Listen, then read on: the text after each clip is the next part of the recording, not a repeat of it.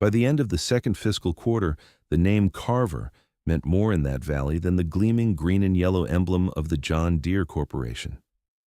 The quiet authority of that single unadorned surname, spoken with respect in feed stores and over fence posts, had somehow eclipsed the global titan. It was a name that stood for trust, for knowledge that ran deeper than a computer diagnostic, and for a promise kept. But it did not begin that way. It began 90 days earlier, with a woman, a broken-down 1974 tractor that was her only real inheritance, and a man in a polished showroom who told her, in front of God and everyone, that she was wasting his time. The dealership sat on the edge of town like a pristine emerald-green spaceship that had landed on the brown earth of the valley. It was a monument to modern agriculture, a cathedral of steel and glass where the hymns were the quiet hum of air conditioning and the hushed, confident tones of salesmen. The floors were polished concrete, so clean you could see the reflection of the massive overhead LED panels that bathed everything in a light that felt too bright, too sterile, for a place that sold machines meant for dirt and sweat. The air smelled not of diesel or hydraulic fluid, but of new rubber, fresh paint, and the faint cloying scent of the free coffee brewing in the customer lounge. It was a place built to sell financing as much as it was built to sell tractors. It was a place of monthly payments and extended warranties, a world away from the handshake deals and worn-out overalls that had defined the valley for 100 years. Into this temple of the new walked Eleanor Carver. She did not walk so much as she was pulled along by the invisible tether of her purpose, her boots making soft, hesitant sounds on the immaculate floor. She was 27, though the worry in her eyes and the set of her jaw made her seem older. She wore jeans worn soft at the knees and a flannel shirt that had belonged to her grandfather, the cuffs rolled up to her elbows, revealing forearms smudged with a faint dark map of old grease she could never quite scrub away. Her hair was tied back in a simple ponytail, and her face, clear of makeup, was dusted with the fine powder of a long day spent on dry land. She looked less like a customer and more like someone who had wandered in from a bygone era, a ghost of the valley's past, haunting the bright, hard edges of its future. She held a small, spiral-bound notebook in one hand, its pages filled with a tight, neat script, and in the other, a tarnished brass fitting wrapped carefully in a clean shop rag. She had left her truck, a rust-pocked Ford from the 90s, parked at the far end of the lot, its engine ticking as it cooled. Behind it, on a borrowed flatbed trailer, sat the reason for her pilgrimage. It was a John Deere 4430, born the same year as the fall of a president and the rise of a new kind of uncertainty in the country. The tractor was a legend in its own right, a workhorse from the tail end of an era when iron was king and software was something out of a science fiction novel. Its green paint was faded to the color of pale jade, peeling back in long strips along the hood to reveal the primer beneath, like a tired smile. The cab was a cage of sun-cracked vinyl and dusty gauges, the seat patched with silver duct tape. To the salesman gliding across the showroom floor, it was a relic. It was scrap metal waiting to be hauled away. To Eleanor Carver, it was everything. It was her grandfather's last stand, her only tangible link to a man made of quiet wisdom and calloused hands. It was the heart of the small, struggling farm she was trying to save. And it was broken.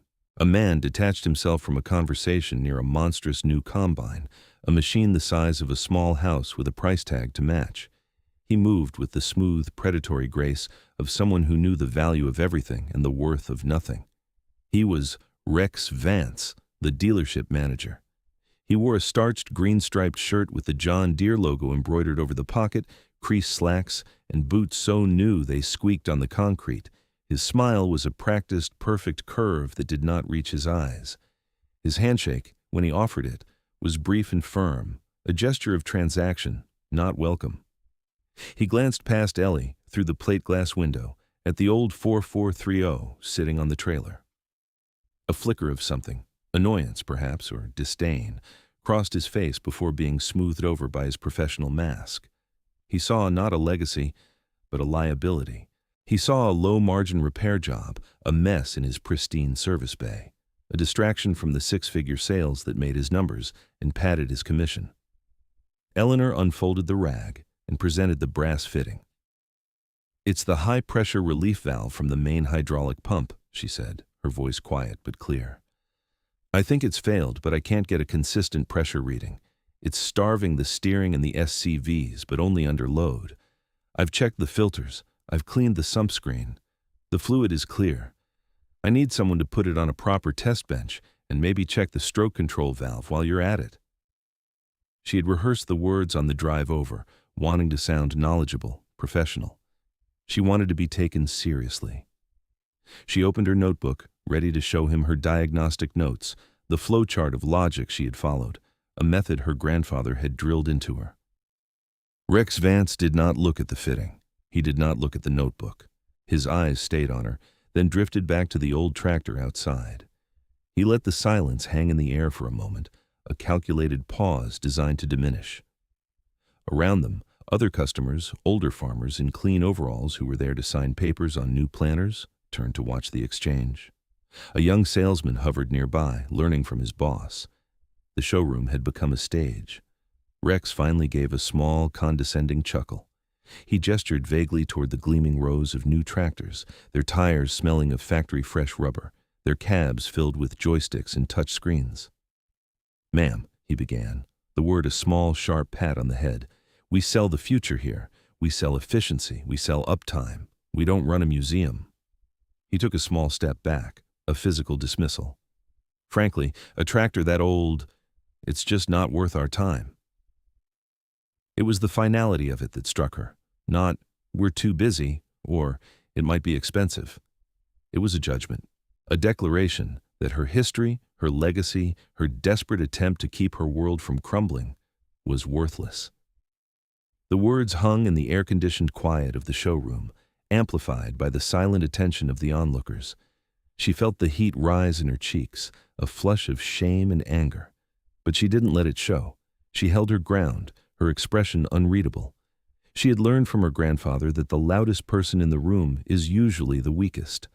So she simply stood there, holding the brass fitting, the weight of it in her hand suddenly immense. She met Rex Vance's dismissive gaze and saw nothing there but the reflection of the showroom's sterile lights. He had already turned away, his attention moving on to a wealthier-looking customer, the exchange over, her problem erased from his world. She didn't say another word. She carefully wrapped the fitting back in the rag, closed her notebook, and turned. As she walked out, the squeak of Rex Vance's new boots and the murmur of a new sales pitch followed her.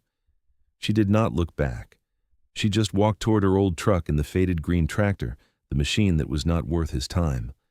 And in the quiet cab of the Ford, with the smell of old coffee and dust, a cold, hard resolve began to form in her heart, solidifying out of the humiliation like a diamond from carbon.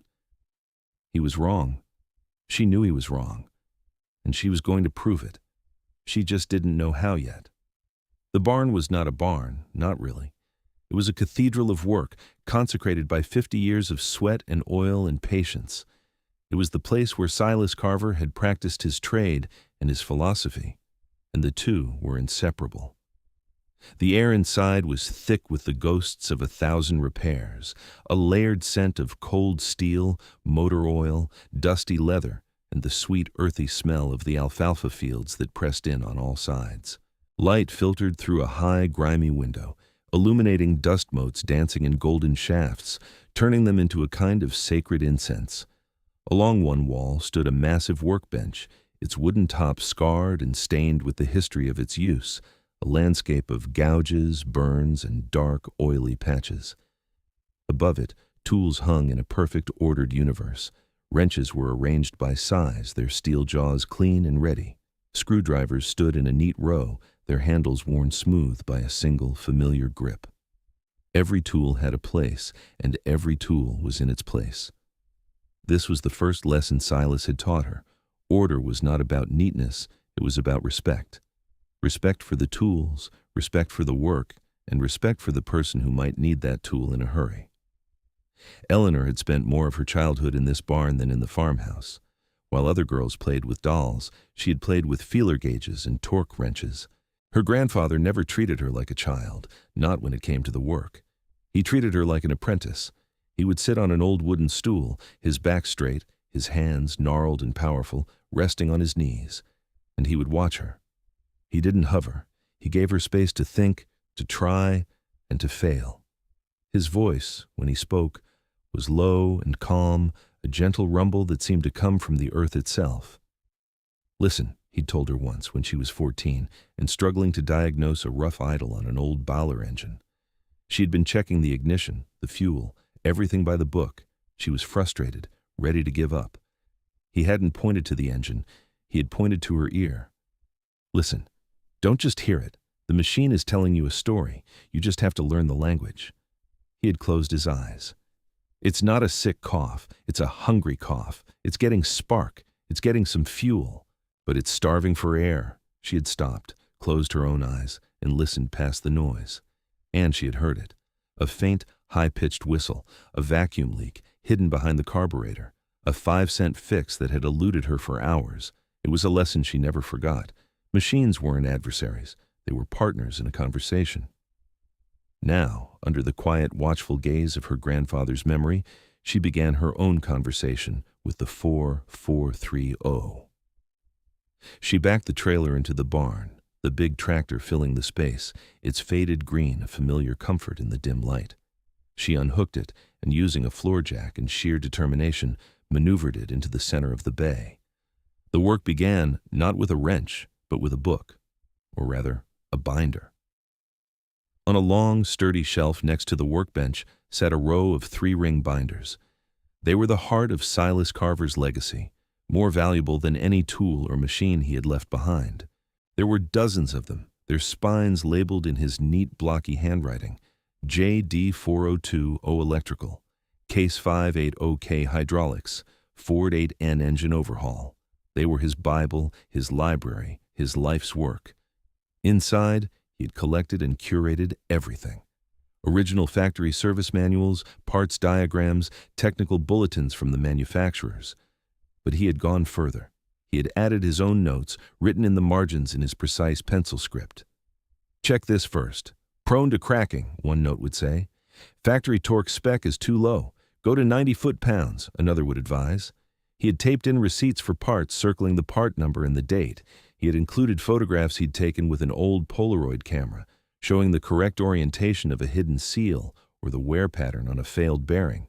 He had even written down the names and phone numbers of farmers for whom he'd done a specific, tricky repair, creating a living history of the valley's machinery. These binders were the physical manifestation of his core belief.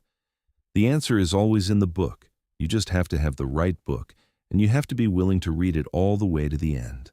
He had no patience for guesswork, for part swappers who threw components at a problem until it went away. For Silas, diagnosis was a sacred act, a process of pure logic and deep knowledge. "Don't guess what's wrong," he would say, tapping his temple. "Know what's right. Find the last place where everything was right, and the problem will be one step past it." Eleanor pulled a heavy, grease-stained binder from the shelf. The label on the spine read, JD4030/4230/4430/4630 Hydraulics. The plastic cover was cracked, the pages within worn soft as cloth from a half-century of use. She opened it on the workbench, the rings sighing as they parted. The smell of old paper and ink rose to meet her. She felt a familiar calm settle over her, the same feeling she had had as a girl, sitting beside her grandfather as he turned these same pages. The chaos and humiliation of the dealership faded away. Here, in this space, the rules were clear. The truth was discoverable. She turned to the section on the main hydraulic pump, a complex beast of pistons and valves that was the heart of the tractor's power. Her own notes from the spiral notebook were a good start, but they were the surface. She needed to go deeper. She read through the theory of operation, her finger tracing the intricate diagrams of fluid flow, visualizing the oil moving through the system. She reread the testing procedures, comparing them to what she had already done. Everything pointed to an internal leak in the high-pressure circuit, but the exact location was a mystery. For hours, she worked. She drained the 16 gallons of hydraulic fluid into clean containers, a slow, messy job. She disconnected lines, her knuckles scraping against the grimy underside of the tractor, each fitting fought with a wrench and a quiet curse. She pulled the pump itself, a dense, heavy chunk of iron that she wrestled onto the workbench. Following the manual's step-by-step instructions, she began the careful process of disassembly. She laid each part out on a clean cloth in the exact order it was removed: the housing, the drive gear, the pistons, the swash plate, the valve assembly. It was a mechanical autopsy. She inspected each piece under the bright focused beam of a work light, using a magnifying glass her grandfather had kept for reading fine print on schematics. The pistons were smooth, the bores were clean. The swash plate showed no signs of scoring. Everything looked perfect. Frustration began to prickle at the edges of her concentration. Rex Vance's voice echoed in her head. Not worth the time. Was he right? Was this just a wild goose chase, a sentimental journey into a piece of junk? She pushed the thought away. She went back to the binder. She didn't just read the main text. She read everything. She read the fine print, the footnotes, the appendices. And then she found it. Tucked into a plastic sleeve at the very back of the binder, behind the main parts list, was a single folded sheet of paper. It was not a glossy page from the official manual. It was a cheaply printed mimeographed document, the ink slightly faded. At the top, in stark utilitarian type, it said, John Deere, Technical Service Bulletin, TSB-7 4-H-17. It was dated November 1974. The bulletin was obscure, she could tell. It wasn't a recall. It was a notification sent to dealers about a potential issue on a limited number of early production 443Os. It described a rare failure mode in the stroke control valve housing. Under certain conditions, a microscopic crack could form near the seat of the high-pressure relief valve, the very part she had brought to the dealership. The crack was often invisible to the naked eye and would not show up on a standard pressure test unless the pump was under a very specific combination of high temperature and high load. It was a ghost in the machine. The bulletin went on to explain that the diagnostic computers, even the ones from that era, were not programmed to look for this specific pressure fluctuation. They would interpret the symptoms as a failing pump or a worn-out transmission clutch, leading to a recommendation for a catastrophic and expensive repair. The real fix, the bulletin explained, was to replace the entire stroke control valve housing with an updated part, number A R63449. The bulletin even included a small, grainy photograph of the hairline crack, showing exactly where to look. But it was her grandfather's note, penciled at the bottom of the page, that made her breath catch in her throat. It read, Saw this on Miller's 4430 SN001578. Dealer wanted to split the tractor, found crack with dye pen, ordered new housing, fixed. Keep this. They'll forget. They'll forget. Eleanor's heart was pounding. This was it. This was the hidden knowledge. This was the secret her grandfather had preserved. She grabbed a can of machinist's dye penetrant from a cabinet, a tool for finding invisible cracks in metal. She sprayed the bright red dye over the valve housing, let it sit for a few minutes, then wiped it clean.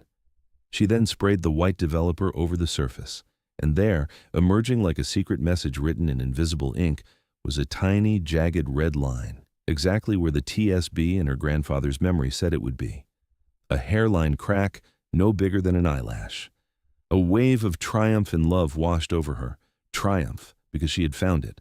She had followed the path, listened to the machine, and gone all the way to the bottom of the book.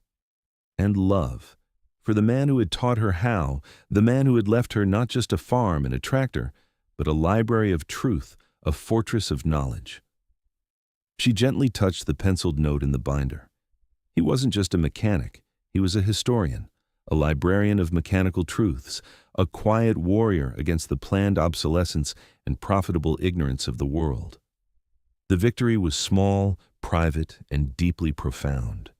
She had won the first battle, not in a showroom or a courtroom, but here, in the dusty silence of her grandfather's barn, with a can of dye and a 50-year-old piece of paper. The 1974 John Deere 443. O was not a museum piece. It was a testament, and the work was not a waste of time. It was an act of faith. Now, all she had to do was find a part that had likely been out of production for decades. The search for part number A, R63449, became a journey into the past, a retracing of her grandfather's hidden network. The John Deere dealership was a dead end, as she knew it would be. A young, indifferent parts counter employee had typed the number into his computer, waited a moment, and shrugged. Obsolete. No longer available. No substitution listed. He had offered to sell her a new pump for $3,000. She had politely declined, so she turned to Silas's other ledger, a worn black address book held together with a thick rubber band.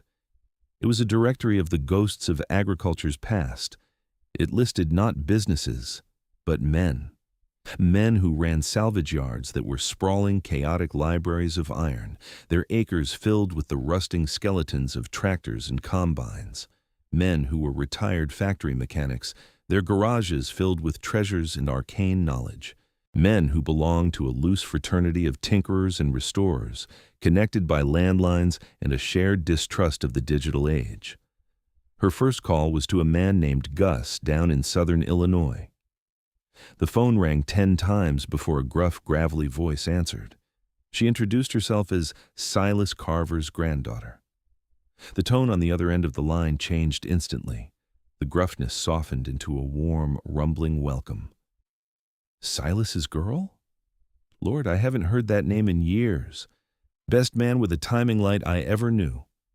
What can I do for you, honey? She gave him the part number. She heard the sound of him shuffling papers, then a grunt. R63449. Yep, I remember that one. A real bear. Had one on the shelf for 20 years. Sold it about 5 years back to a fella up in Wisconsin. Let me see if I still have his number. He had the number. The man in Wisconsin, a retired dealer mechanic, remembered the part well. He had used it to fix his own 4430. But he knew of a salvage yard in Iowa, a place called Henderson's Heaven, that specialized in Deere parts from the 60s and 70s.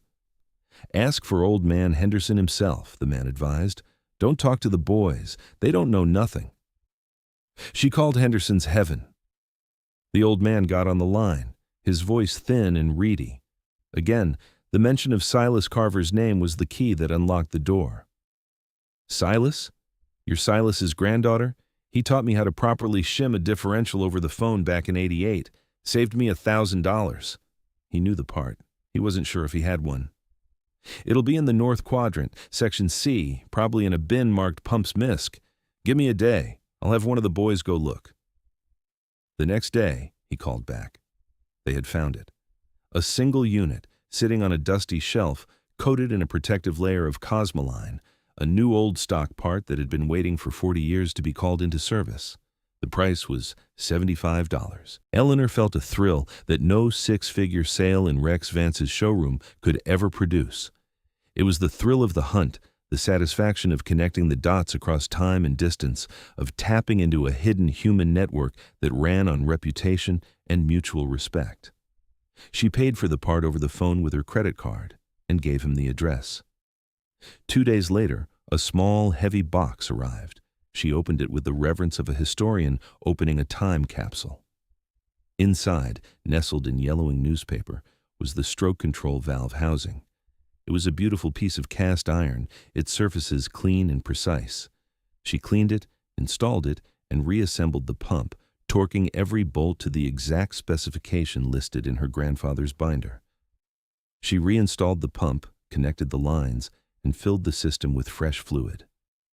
The moment of truth arrived on a cool, clear evening. The sun was setting, casting long shadows across the farm. She climbed into the cab of the 4430, the familiar smell of old vinyl and dust a comfort. She turned the key. The engine coughed to life, its deep, throaty rumble filling the barn. She let it warm up, her eyes scanning the gauges. Oil pressure, good. Temperature, rising steadily. She engaged the hydraulics, turning the steering wheel. It moved with a smooth, effortless grace she hadn't felt in years. She operated the levers for the SCVs, watching the hydraulic couplers. They were solid, no hesitation. She backed the tractor out of the barn and into the field. She dropped the plow into the rich, dark earth and pushed the throttle forward. The engine roared, the big tires dug in, and the tractor moved forward, pulling the plow through the soil with a power that felt new, reborn. It was working. It was perfect. She had done it. She had taken the worthless, the obsolete, the thing not worth anyone's time, and she had resurrected it. A few days later, a shiny new pickup truck slowed on the road that ran past her farm. It was Rex Vance. She saw him from across the field, a glint of sun on chrome. He stopped, got out, and stood by the fence watching her.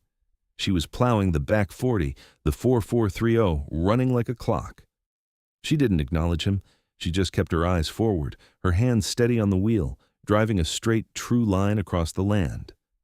He watched for a full 5 minutes, a silhouette of crisp slacks and polished ambition against the rustic landscape. She could feel his gaze, a mixture of disbelief and calculation. Then he got back in his truck and drove away, a cloud of dust in his wake. The encounter left her with a strange sense of unease. She had not won, she realized. She had only gotten his attention. The real battle was just beginning. That evening, she received a call. It was from old Mr. Abernathy, a neighbor whose farm bordered hers to the south. He was a man in his late 70s, a friend of her grandfather's. "Ellie," he said, his voice warm, "I saw you out plowing with the old 4430. She's running sweet." "Yes, sir," she said. "I got her figured out." "I heard what happened down at the dealership," he said, a note of disapproval in his tone. "That Vance fella, he's got a lot to learn about this valley." There was a pause. "Listen, my old 4020 is giving me fits. The 3-point hitch won't hold its position. The boys at the dealer told me I need a new rock shaft housing. $5,000. I was wondering, would you be willing to take a look? For old time's sake. For Silas." It was more than a request. It was an endorsement. It was the first stone cast in a quiet rebellion. "I'd be honored, Mr. Abernathy," she said, her voice thick with emotion. "I'll be over in the morning." She hung up the phone and looked at her grandfather's binders, gleaming in the low light of the farmhouse kitchen. A new chapter was beginning. She was no longer just a farmer. She was becoming something else. She was becoming her grandfather's successor. Rex Vance did not like mysteries, and Eleanor Carver had become a mystery. He had built his career on predictability, on understanding the levers of human motivation. People were motivated by money, by status, by fear of being left behind. You offered them a good trade-in value, a low interest rate, and the promise of a bigger, shinier machine than their neighbors, and they signed the papers. It was a simple, elegant formula that had made him the youngest and most successful manager in his corporate region. But this woman, this girl in her grandfather's old shirt, did not fit the formula. She had a broken-down, worthless tractor. He had offered her the easy way out, a professional diagnosis, which she had implicitly requested by showing up at his door. When she had somehow, impossibly, fixed the relic herself, he had made a logical second move. He had driven out to her farm, ready to make a condescending but practical offer. He would buy the tractor for a few $1,000s, haul it to the scrapyard where it belonged, and in doing so, reinforce the narrative that old iron was a dead end. It would have been a quiet, effective piece of marketing. He might have even offered her a job, a low-level position washing tractors or organizing parts, a way to absorb her stubborn energy into his system to neutralize her. He had found her not in the farmhouse, but in the barn. She was standing over Mr. Abernathy's old 4020, her hands covered in grease, a trouble light hanging from a rafter above her. The place was an antique shop, but it was unnervingly clean, the tools on the wall a silent rebuke to the chaotic disarray of his own dealership's service bays. She had listened to his offer to buy her 4430 with a kind of unnerving patience, her eyes never leaving his. "It's a fair price, more than fair for a machine that age," he had said, his voice resonating with practiced sincerity. "Helps you clear a little cash, gets that thing off your books. It's a win-win." She had wiped her hands on a rag, the movement slow and deliberate. "It's not for sale, Mr. Vance," she had said. Her voice was quiet, but it held a firmness that surprised him. He had pressed, assuming it was a negotiation. "Look, I get it. Sentimental value. But sentiment doesn't pay the bills. I could even see about a position for you down at the dealership. Good benefits. A real future." "I'm not looking for a job," she had replied, turning her attention back to the 4020's rockshaft housing. The conversation was over. He had driven away from her farm feeling not angry, but unsettled. Her refusal wasn't logical. It was a deviation from the script. He had offered her money and opportunity, the two pillars of the world he understood. She had refused both without explanation. He mistook her quiet integrity for ignorance. He mistook her principled stand for naive feminine sentimentality. He concluded that she was not a rational actor, but a problem. A small, insignificant problem, to be sure, but one that needed to be managed. He decided that if she would not be bought, she would be buried. He would make an example of her, a cautionary tale for any other farmer who thought they could defy the march of progress he represented. His dealership was the future. Her dusty barn was the past, and the future always devoured the past.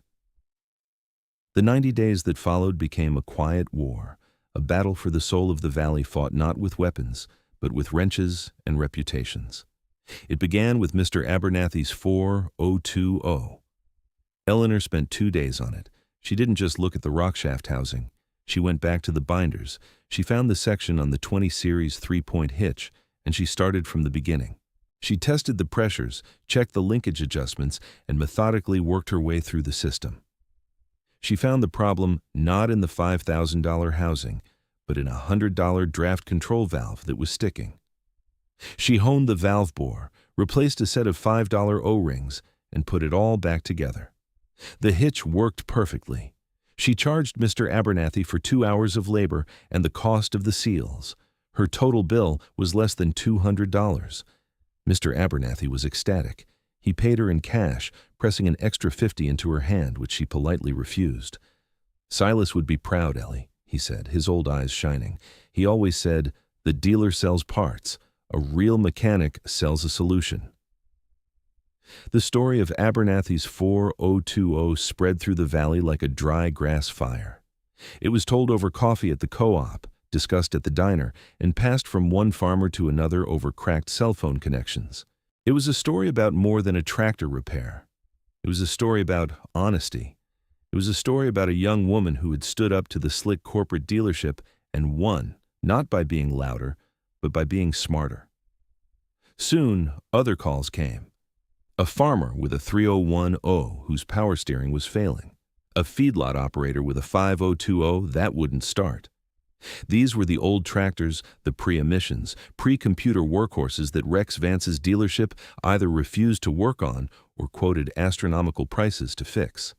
They were the machines that the valley's farmers loved, the ones they knew how to operate by feel, the ones they could still fix themselves, mostly.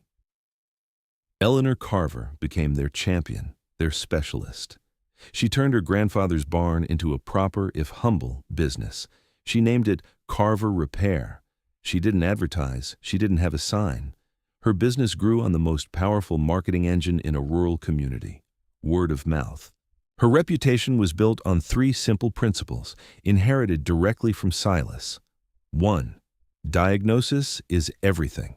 She would spend hours with the binders and her gauges before ever picking up a wrench. 2. Fix only what is broken. She never replaced a part that could be responsibly repaired. 3. Be honest, even when it hurts. This third principle was tested about a month into her new venture. A farmer named Tom Haskins, a man younger than most of her clients, brought in his 4640 with a transmission problem. It was slipping under heavy load. Eleanor, juggling 3 other jobs and feeling the pressure, made a quick diagnosis. Based on the symptoms, she was sure it was a worn clutch pack. It was a big job, requiring her to split the tractor in half. She quoted him the price, he agreed, and she spent 3 long days on the grueling work. She put it all back together, and when she tested it, the problem was still there. She had been wrong. The humiliation was a cold, sick feeling in the pit of her stomach. She had failed her own cardinal rule. She had guessed. That night she couldn't sleep. She saw her grandfather's disappointed face in the darkness. The next morning, She called Tom Haskins. "Tom," she said, her voice steady despite her churning stomach, "I need you to come down to the barn. I made a mistake." She showed him everything. She showed him the new clutch pack she had installed. And then she showed him the binder, open to a page she had skimmed over in her haste.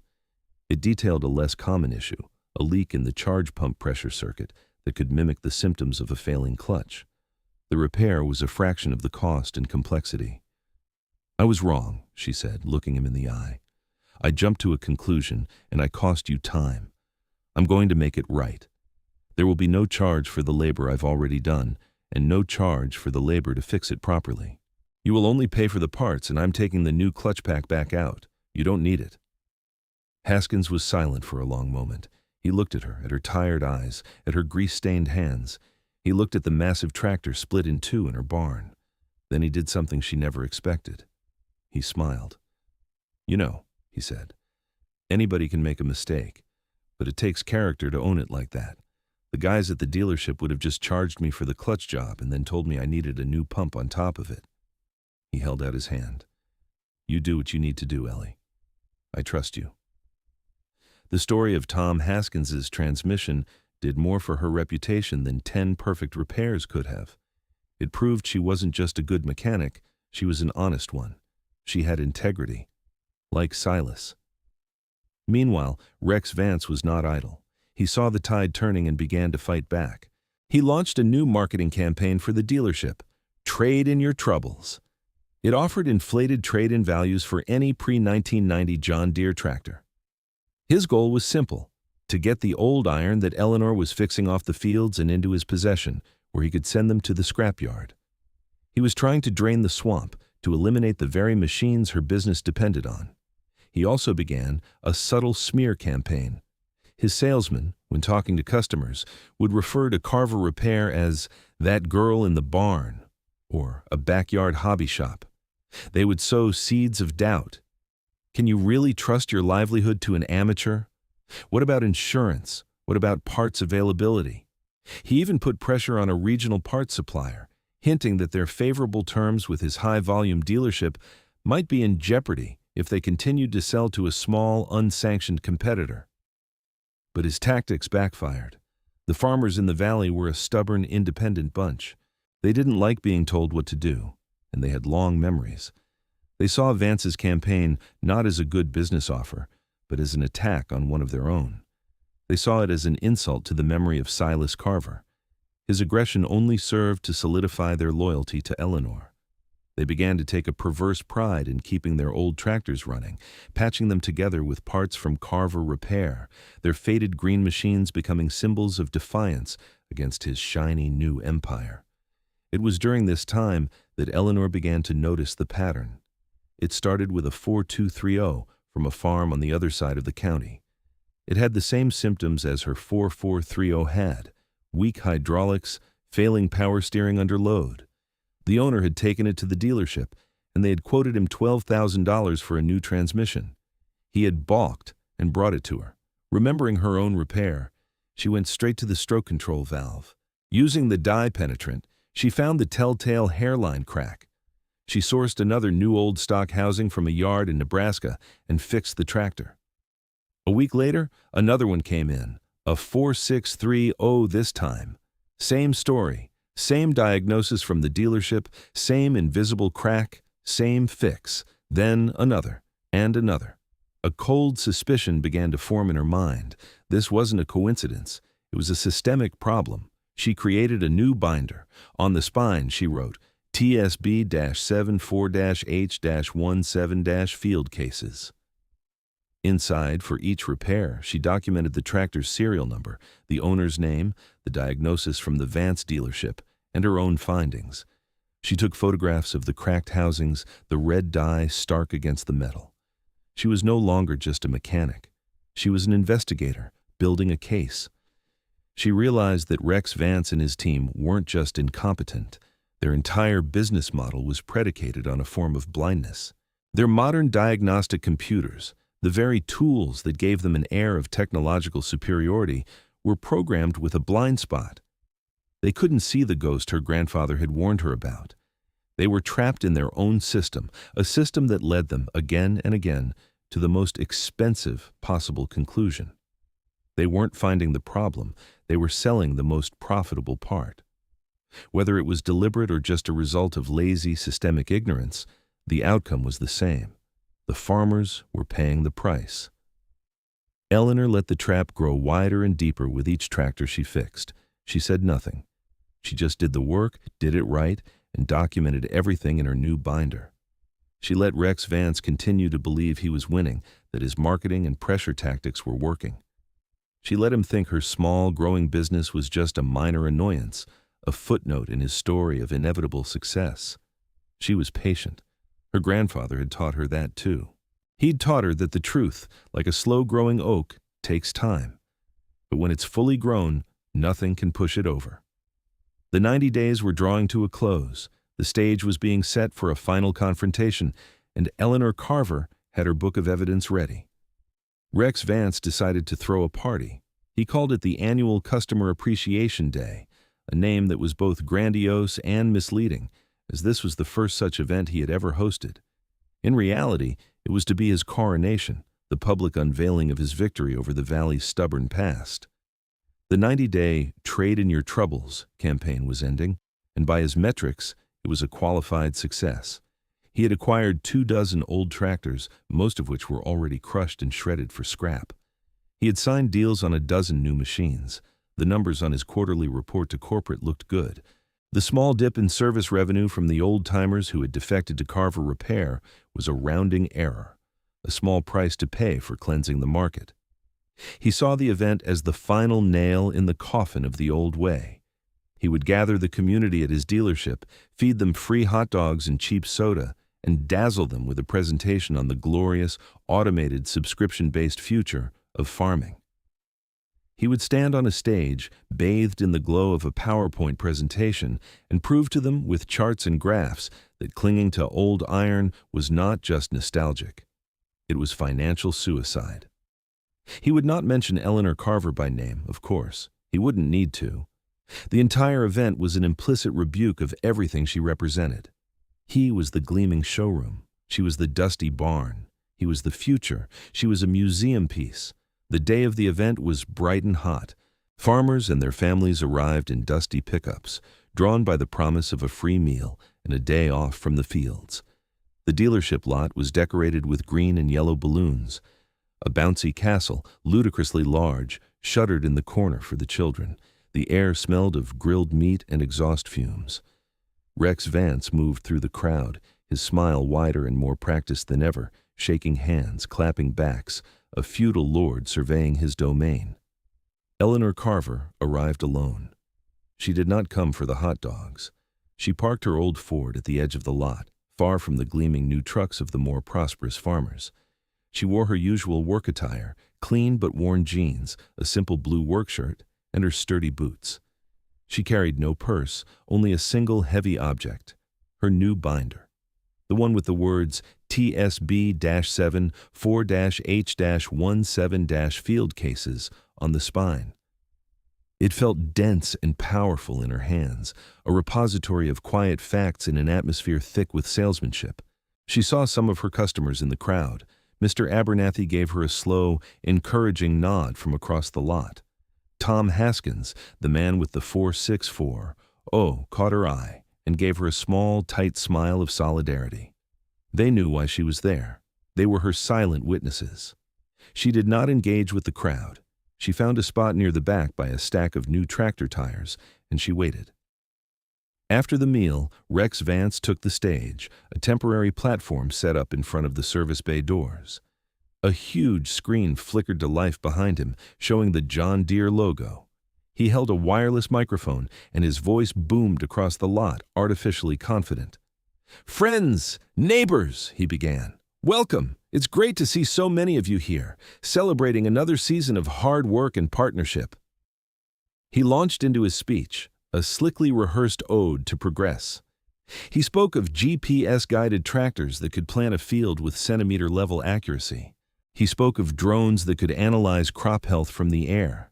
He spoke of combines that could order their own replacement parts automatically. It was a beautiful, sterile vision of the future, a future that required a massive capital investment and a complete surrender of control to the corporation he represented. Then, he turned to the topic she knew was coming. "Now, I know there's a lot of history in this valley," he said, his tone shifting to one of gentle condescension. "A lot of affection for the old ways, and I respect that. But we have to be honest with ourselves. We're running businesses here, and nostalgia is a luxury a modern farm can't afford." He clicked a button, and a new slide appeared on the screen. It was a graph showing the rising cost of maintenance on older equipment versus the predictable ownership costs of a new, leased machine. "Some people," he continued, his eyes scanning the crowd, and for a moment she felt them pass over her, "think you can keep a museum piece running forever. They think you can build a business on tinkering with obsolete iron. But folks, let's be real." He leaned forward, lowering his voice to a confidential murmur. "It's just not worth the time." The phrase hit her like a physical blow. Her phrase, the one he had used to dismiss her 90 days ago. He was using it as his slogan, his closing argument. The arrogance of it was breathtaking. He had weaponized his own insult, turning it into a folksy common-sense mantra. "So," he concluded, his arms spread wide, "I invite you to step into the future with us. Let's put the past where it belongs, behind us." He basked in the scattered polite applause. "Now, I'd be happy to answer any questions you might have." He was expecting softballs about interest rates or the horsepower of the new S-Series combine. A hand went up in the middle of the crowd. It was a farmer named Miller, a man in his 60s with a face like a road map of the county. "Mr. Vance," he said, his voice rough, "I brought my 4430 in last spring. You guys told me the transmission was shot, quoted me $15,000. I ended up parking it and buying a used tractor from another fella." His final aggressive move, the one that seals his fate. Rex sees this as an opportunity to double down. Rex's smile tightened, but he kept his composure. This was an opportunity. "Well, Mr. Miller, I'm sorry to hear that, but a machine of that vintage, sometimes the cost of repair outweighs the value. That's exactly the point I was just making. We could probably get you a great trade-in value on that old machine toward a new 6R. He was trying to turn a complaint into a sales pitch, but Eleanor was already moving. She walked from the back of the crowd, the heavy binder held in front of her. The crowd parted for her, a murmur following in her wake. She did not go to the stage. She stopped about 20 feet in front of it, standing on the same level as the farmers. She did not need a microphone. "Mr. Vance," she said, her voice carrying in the sudden quiet. It was not loud, but it was clear and steady, cutting through the hot air. "I have a question about that diagnosis, for Mr. Miller's tractor, and for about a dozen others." Rex looked down at her, a flicker of genuine surprise on his face, quickly replaced by annoyance. "Miss Carver, I believe we're in the middle of a business event here. Perhaps we can talk later." "I think this is the perfect time to talk," she said, her gaze unwavering. "My question is for your service department.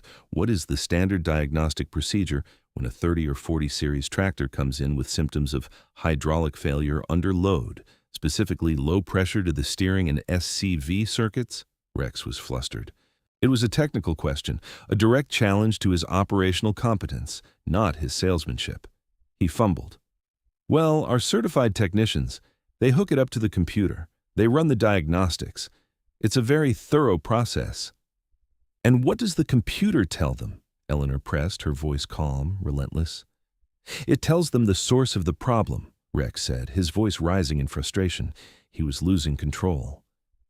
"Does it tell them to check for a hairline crack in the stroke control valve housing as detailed in John Deere Technical Service Bulletin TSB-74-H-17?" she asked. She held up the binder. The silence that followed was absolute. The name of the bulletin, the specific number, was a piece of arcane knowledge so precise, so out of place in this context of glossy brochures and sales pitches, that it stunned the crowd. It was like a scholar quoting a forgotten text in the middle of a bar fight. Rex stared at her, his mouth slightly open. He had no idea what she was talking about. He looked desperately around and saw his lead service manager, a man named Dale, standing near the bay doors. Dale was a veteran mechanic, an old-school guy who had been with the dealership long before Rex had arrived. He was a man of integrity, and he looked deeply uncomfortable. "Dale!" Rex barked. "Explain our diagnostic process to Miss Carver." Dale walked forward slowly. He was a man in his late 50s, his hands permanently stained with grease, his face etched with a quiet weariness. He looked at Eleanor. He looked at the binder she was holding. He looked at his boss, Rex. And he looked out at the faces of the farmers, men he had known his entire life, men whose tractors he had worked on for 30 years. Eleanor took a step toward him and opened the binder. She didn't show it to the crowd. She showed it only to Dale. She had a page open, a copy of the old TSB. Beside it were her clear, high-resolution photographs of the cracked housings from a dozen different tractors, the serial numbers neatly listed below each one. Dale looked at the page for a long, silent moment. He traced one of the photos with his finger. He looked up and his eyes met Eleanor's. In his gaze, she saw a lifetime of suppressed frustration with the new way of doing things, a quiet anger at being forced to sell parts instead of solutions. He took a deep breath. He turned not to Rex, but to the crowd, and then the neutral authority spoke the one sentence that changed everything. "She's right," Dale said, his voice quiet but carrying the immense weight of his credibility. "The computer tells us it's the clutch or the main pump. The book, the old book, says to check for the crack. We've been replacing the wrong part." A silence fell over the dealership lot. It was not an empty silence. It was a physical thing, a heavy, dense medium that seemed to suck the air out of the afternoon. The buzzing of a fly sounded like a chainsaw. The distant hum of the highway faded to nothing. In that silence, you could hear the sound of 100 small realizations clicking into place in the minds of the farmers. You could hear the sound of trust evaporating, Mr. Miller's $15,000 quote, Abernathy's $5,000 rock shaft. A dozen other stories, whispered in the diner, now coalesced into a single undeniable truth. They hadn't just been sold to, they had been taken. Rex Vance stood on the stage, his face the color of ash. The microphone hung uselessly in his hand. His practiced smile was gone, replaced by a mask of slack-jawed disbelief. He looked at Dale, then at Eleanor, then at the sea of stony faces staring up at him. He was no longer a lord in his castle. He was a fraud, exposed in his own court. Eleanor didn't say another word. She didn't need to. She closed her binder. The sound of the rings clicking shut was like the cocking of a gun. She gave Dale a small, almost imperceptible nod of thanks. Then she turned and began to walk away. The spell was broken. Mr. Miller was the first to move. He spat on the pristine concrete of the lot, a gesture of profound contempt. Then he turned and walked toward his truck. Then Mr. Abernathy, then Tom Haskins, then another and another. It was not a stampede. It was a quiet, orderly, and devastating exodus. They left their half-eaten hot dogs on the paper plates. They collected their children from the bouncy castle. They walked past the gleaming six-figure machines without a glance. They were voting with their feet, abandoning the false promises of the future for the hard-won truth of the past. Rex finally found his voice. He raised the microphone, a desperate, pathetic squawk of feedback echoing across the emptying lot.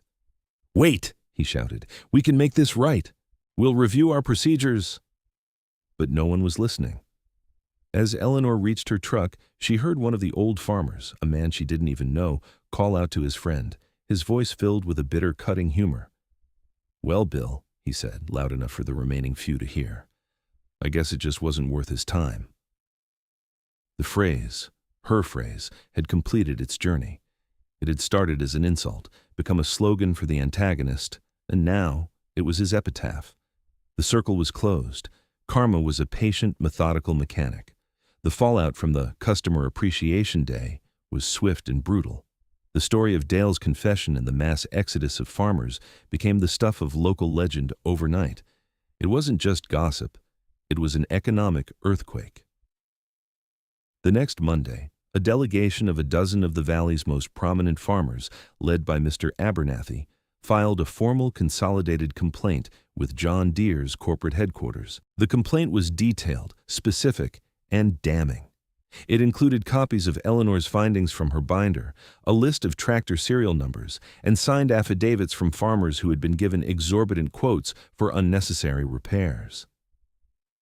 Within a week, a team of auditors from corporate headquarters descended on Rex Vance's dealership.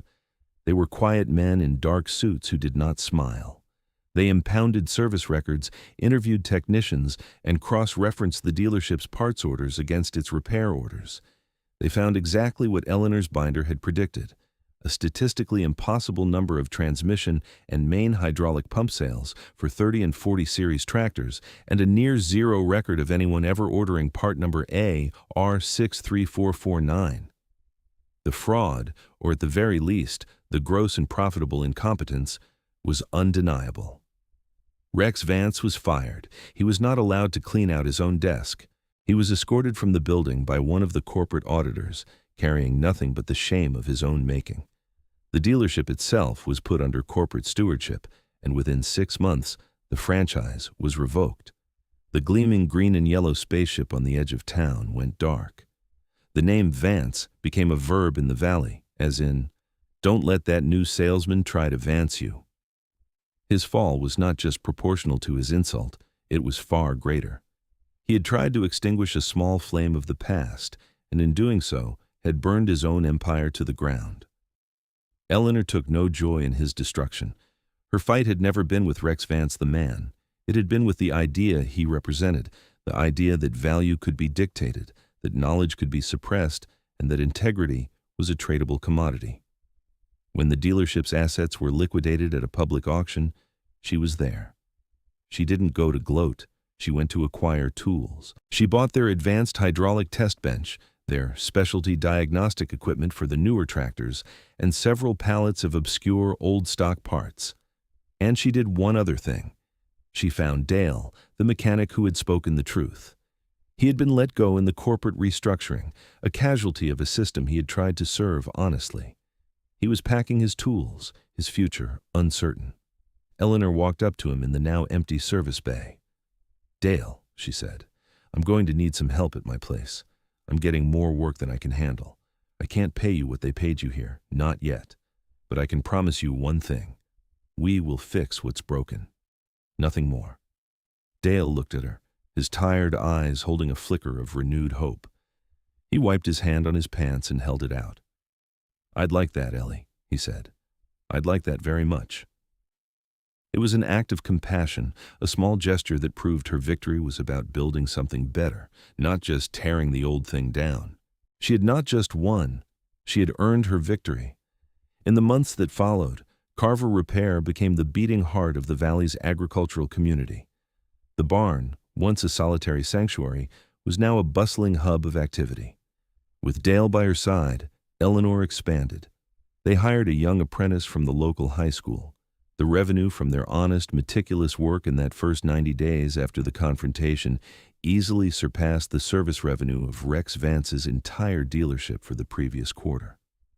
The hook from the beginning of the story had come true. She had outsold them, not by adopting their methods, but by rejecting them entirely. She was a living testament to her grandfather's philosophy: do good work, and the work will take care of you. Her reputation was no longer just local. Restorers and collectors of vintage John Deere tractors began to hear about the woman in the valley who knew the old machines better than anyone. They would truck their prized possessions hundreds of miles to her barn. She became a keeper of the flame, a living library of mechanical knowledge. The binders on her shelf grew in number, filled with new notes, new findings, new solutions. The story ends not on a day of grand victory, but on a quiet afternoon a decade later. The valley is much the same, but the Carver Repair Barn is larger now, with a new, well-equipped wing built onto the side. Eleanor is in her late 30s, her face weathered by the seasons, her hands strong and sure. The worry in her eyes has been replaced by a deep, calm wisdom. She's leaning over the engine of a tractor, explaining the intricacies of a fuel injection pump to her young apprentice. A dusty car she doesn't recognize pulls into the drive. A teenager gets out, a girl of about 16. She is lanky and awkward with an intense, serious expression. She clutches a worn notebook to her chest. She approaches Eleanor hesitantly. "Are you Eleanor Carver?" the girl asks, her voice a mixture of awe and nervousness. "I am," Eleanor says, wiping her hands on a rag and offering a warm smile. "My name is Sarah. My grandpa, he has an old 4020. The PTO won't engage right. I've been reading about it online in the forums. They said you're the one to ask. I think it's the clutch adjustment, but I can't get the clearance right. I drew a diagram of what I think is wrong." She opens her notebook, her hands trembling slightly, and shows Eleanor a page of detailed, surprisingly accurate drawings and notes. Eleanor looks at the girl, at her earnest face, her fierce intelligence, the smudges of grease already on her cheek. And in that moment, she sees herself. She sees the ghost of the young woman who stood in a sterile showroom, holding a brass fitting and a desperate hope. She sees the torch being passed, the current of knowledge seeking its next vessel. She puts a reassuring hand on the girl's shoulder. "You've done good work here, Sarah," she says, her voice soft. "You've already done the most important part. You listened. Now, let's go a little deeper." She turns and walks toward the shelves that line the wall of the old barn. She pulls down a heavy, familiar binder, its spine labeled JD 4020 General. The pages are worn like old silk, filled with her grandfather's pencil script and, now, her own annotations in blue ink. She opens it on the scarred wooden workbench that has seen 3 generations of work. "The answer is always in the book," she says, her voice echoing the ghost of her grandfather. She taps a diagram on the page. "But sometimes you have to know which page to turn to." The young girl leans in, her eyes wide, ready to learn. The cycle was complete. The legacy was not a static thing to be owned. It was a living force, passed from one pair of hands to the next. The land remembers the people who do the work. The machines remember the hands that listen. And a legacy is not a museum piece to be polished and displayed. It is a set of tools meant to be used, to be worn out in the service of truth, and then, when the time is right, to be passed on.